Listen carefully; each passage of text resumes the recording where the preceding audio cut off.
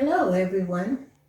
Welcome to our video demonstrations on becoming culturally responsive educators. I am Althea Pennerman, education faculty at Salisbury University on the Eastern Shore of Maryland.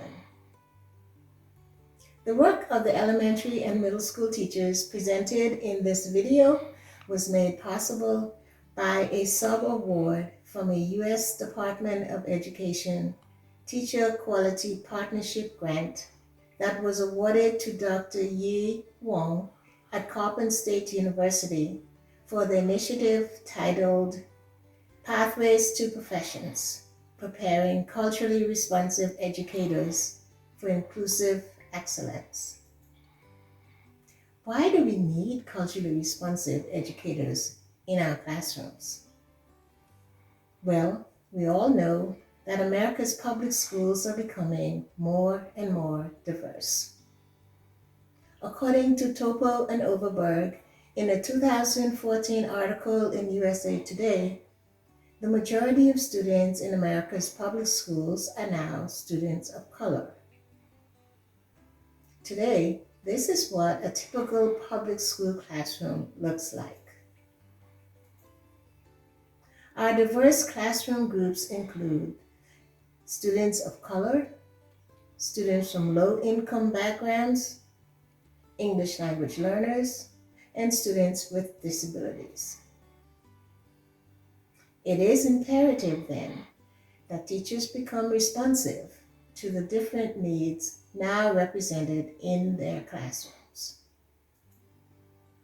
In the following clips, teachers who are working to become more culturally responsive will utilize the 7 forms of bias in curriculum materials framework from Howe and Lisi 2020 to demonstrate how classroom teachers can counter various forms of biases they identify in their ethno-centric curriculum materials. I hope you find the following demonstrations informative. Hello, I'm Bridgit Reynolds, and I am an educator for Wicomico County. During this session, I will discuss the bias of invisibility and omission in curriculum materials. I teach ELA, English Language Arts, to a diverse level of 8th grade students. Each term, I am responsible for creating a curriculum map, which must be aligned to the Common Core state standards. Our textbook is aligned to the standards as well. One unit that is included in the maps of all 8th grade teachers is the Holocaust, with an emphasis on Anne Frank. Anne Frank is one of the most beloved factual stories taught in 8th grade. But I have discovered that there are several systemic issues.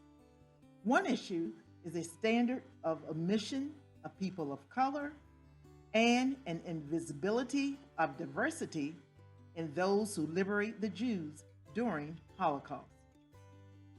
I introduced the unit with a gallery walk of photographs. These photographs are images of the Holocaust set to a timeline of Anne's diary, which is taken directly from the student text. Once finalized, I noticed that there was an omission of African American and Japanese American soldiers who were an important asset to the Allied powers. In order to make my curriculum relevant to all students, I made the unit introduction more inclusive by adding photographs of African and Japanese American soldiers, African American women. The photographs that were included in my unit, as well as shared with the 8th grade team of ELA teachers, were pictures of World War II, African American soldiers, and airmen who were an integral part of helping to liberate the Jews.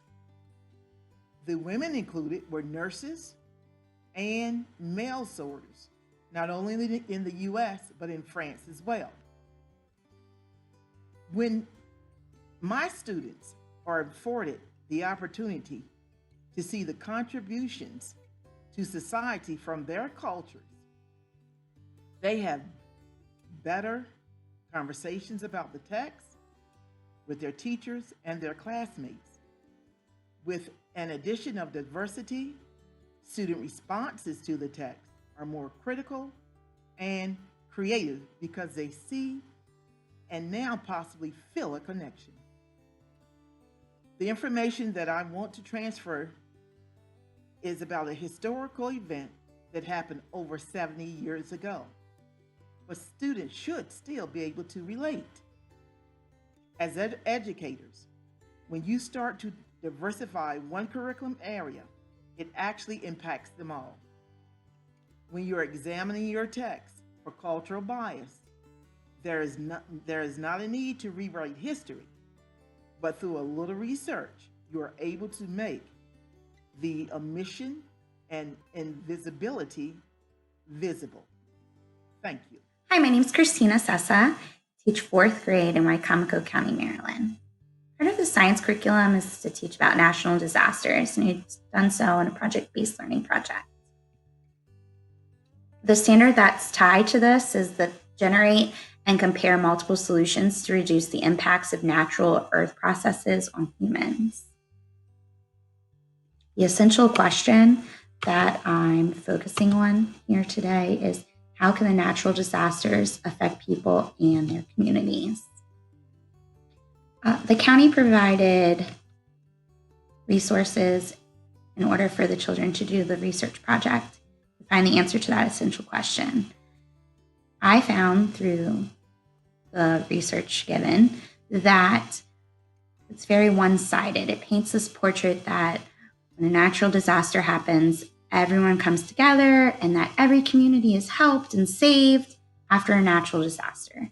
But the reality of that is that not every community is given the support that is so desperately needed. For example, the delay in sending resources to New Orleans after Hurricane Katrina, or more recently, Hurricane Maria in Puerto Rico. Even with Hurricane Sandy, low-income homes and people of color were hit the hardest, and they, to this day, are still in need of support and assistance. This shows that systematic racism is real and relevant. As educators, we need to be able to be aware on all levels: state, county, school, individual classrooms. So while searching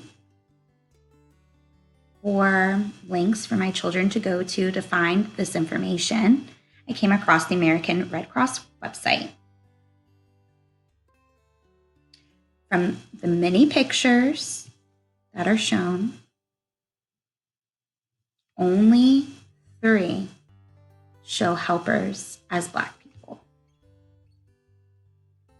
And as you can see, one of the pictures appears to be of the same name in this picture here. These pictures show that the majority of helpers are white, not Black or brown, which we know is not an accurate depiction of reality. The demographics of my classroom is the majority Black and brown children, most of them Haitian Creole. I want my children to see themselves as helpers. What can they do to help after a natural disaster? How can they help? My efforts to unstandardize the curriculum, to break the bias of imbalance and selectivity, is to tell and show our children the whole story. As a 3rd grade ELA teacher, one genre that we focus on is fairy tales. One resource we use to teach our fairy tale unit comes from our anthology book. This is our Houghton Mifflin anthology book. Inside of the book, you find the traditional fairy tale of Cinderella. Another fairy tale that we read to compare and contrast is going to be the Cinderella story of Ye Xin, which is Chinese. So you might think to yourself, what's the issue? You have a girl, she falls in love, she lives happily ever after. But the issue that I find is, looking deeper, the message that we're sending our young boys and girls about the women in these stories. If you think about Cinderella, what was her job? Her job was to cook, clean, do the domestic chores that a woman would normally do. Same thing with Ye Shin. Even though it's a Chinese fairy tale story, she still has the domestic duties of a woman. So what message are we sending our young boys and girls? They've pretty much just stereotyped these two women. They take care of families, they do the chores, and then in order to get what they want out of life, they have to be saved by a man. Is that really what we want our young boys and girls to think? Especially our young girls, that the only way you're going to get somewhere in life is through marrying a prince? And is that really a happily ever after? That's why I think that we really need to focus on what we're really teaching our kids and get these more culturally diverse stories within our classrooms. So if you look behind me, I have a couple of books that I bring in that I read during my fairy tale unit. One story that I think a lot of us are familiar with, I know I was excited when this movie came out, was The Princess and the Frog. Now, I'm going to be honest, I'm not completely satisfied with the way that this story ended, because at the end of the story, Tiana did get her prince, and she did get her restaurant, but it was after she married Prince Naveen. So, I got to pick and choose my battles. But it does send a good message to our young boys and girls that you got to work hard to get what you want. And throughout this story, she worked really hard to get to where she wanted to be. I feel like a lot of our young boys, they need to see women in roles other than caregivers or doing domestic chores, because it builds a level of respect. And for our young girls, it builds self-confidence. They're proud to be a woman. Nowadays, you have females that are playing football. They play basketball with some boys sports teams starting off in the AAU brackets. And I think we need to foster that within our schools and have more books that are not stereotyping our girls as being less than or being weak, because that's basically what we're doing when we're reading stories coming out of these books that show that without a man, these women couldn't have gotten where they are.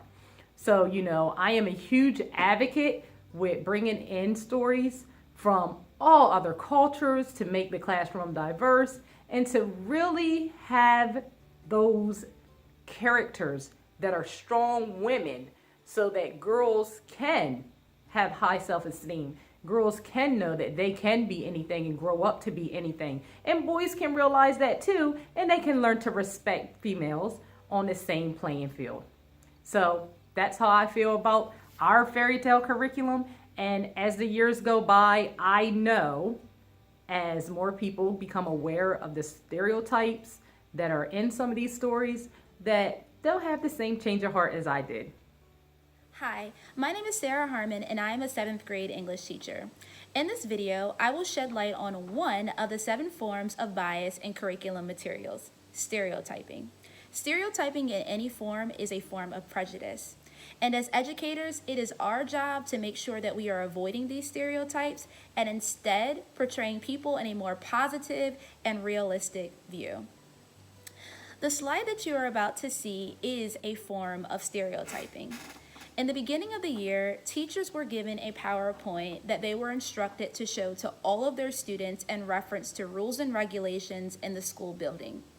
On one particular slide, teachers were supposed to talk about the use of appropriate language and about discipline in reference to referrals. There are various forms of stereotypes that are displayed on this one particular slide. Number 1, race. Number 2, dress. And number 3, behavior. Oftentimes, people associate the clothing of an individual as threatening or representing inappropriate behavior. These stereotypes are dangerous and can lead to forms of discrimination. The fact that 2 African American boys are being displayed on this slide is a form of subtle or blatant stereotyping. Many students and staff can easily associate discipline to the African American community, which again can lead to forms of discrimination. So what should you do? Instead of displaying any images at all that tie discipline to a particular race, have no image at all that represents a particular race. Instead, put images that reference discipline, an emoji, anything that can replace the image of an actual race. There are 2 things that educators can do to avoid exemplifying stereotypes in their curriculum materials. Number 1, avoid portraying people incorrectly or in a negative light. And number 2, be sure to educate yourself on the stereotypes that exist in our society today.